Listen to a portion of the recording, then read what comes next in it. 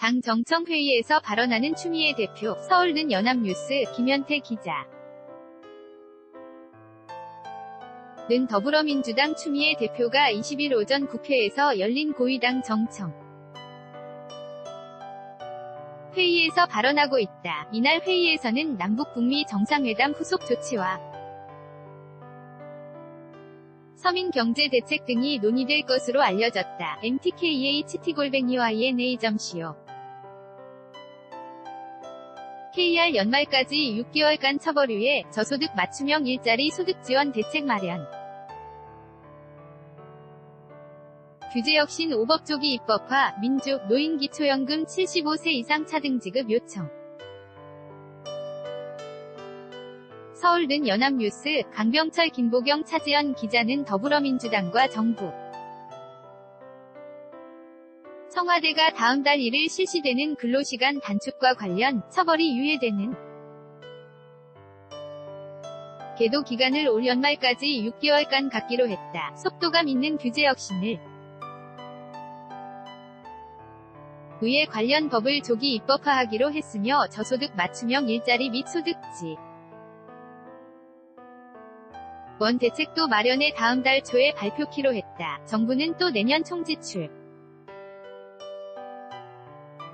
규모를 늘리겠다는 방침을 밝혔고 당 역시 적극적인 확장 재정을 주문했다. 민주당 추미애 대표, 이낙연 국무총리, 장하성 청와대 정책실장 등은 0일 오전 국회에서 고위 당정청회의를 하고 이같이 의견을 모았다고 민. 주당 박범계 수석대변인이 브리핑을 통해 전했다. 당정청은 근로시간 단축과 관련 노동시간 단축으로 인한 충격을 최소화하고 제도 연장 유비의 행 정지도 감독은 처벌보다는 계도 중심으로 하고 금년 말까지 6개월간 계도 기간 처벌유예 기간 두기로 했다. 고박 수석대변인이 밝혔다. 이날 회의에 서 정부는 기존 5.7%인 총지출 증가율을 보다 확대, 영세자영업자 카드 수수료 인하와 규제 샌드백 조기 입법화, 창업법인 12만 개 달성 지원 고령층 노인 일자리 확대 등의 재정을 집행하겠다고 보고한 것으로 전해진다. 한 참석자는 기획재정부가 내년 재정전략보고에서 5.7%보다 지출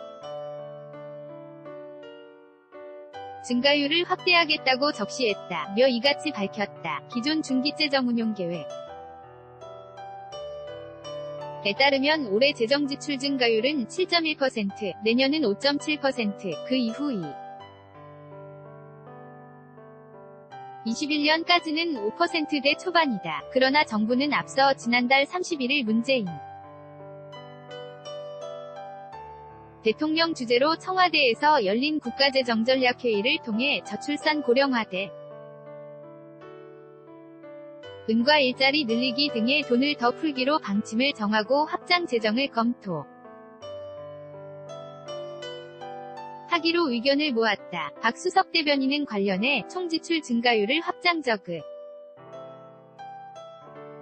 운영해 달라는 당의 강력한 요구가 있었다며 김동연 경제부총리 역시 충분히 검토해 탄력적으로 대응하겠다고 답했다. 고 말했다. 당정청은 중견기업 및 영세소상공인, 건설업을 비롯해 상대적으로 어려움이 있는 사업장 및 업종을 중심으로 애로사항을 청취하고 지원을 강화하는 한편 업종 별 특징을 반영한 노동시간 단축 방안도 마련키로 했다. 당정청은 경제 상황 과 관련해 소득주도 성장 및 혁신 성장의 균형 있는 추진과 공정경제 기반 확립 등 3대 정책 기조를 유지하면서 단기적인 어려움과 부작용을 보완하는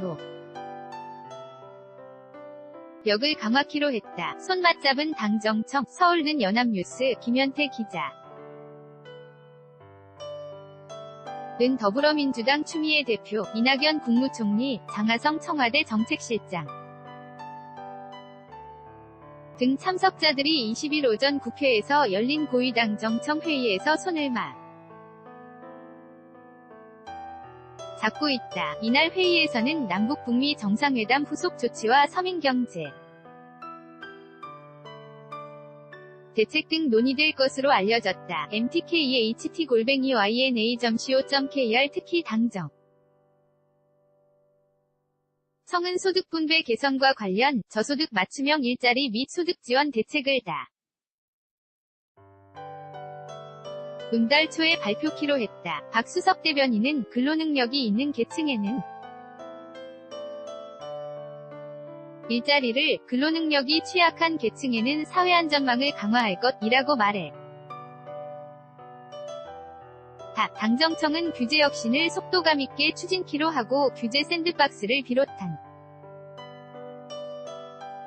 규제 혁신 5법을 조기에 입법화하는 한편 혁신성장 선도사업의 예산 세제 제도 개선을 패키지 형태로 지원키로 했다. 민주당은 규제 혁신 5법과 관련해